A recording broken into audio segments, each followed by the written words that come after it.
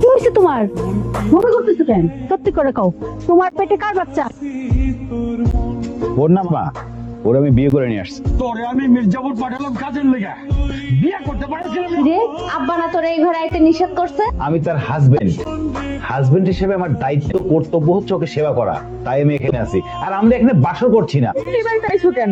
অনেকদিন মা তোরে দেখি না, তোরে এক নজর দেখতে আইসি রে মা। সাহেবের শ্বশুরেরা? হ্যাঁ।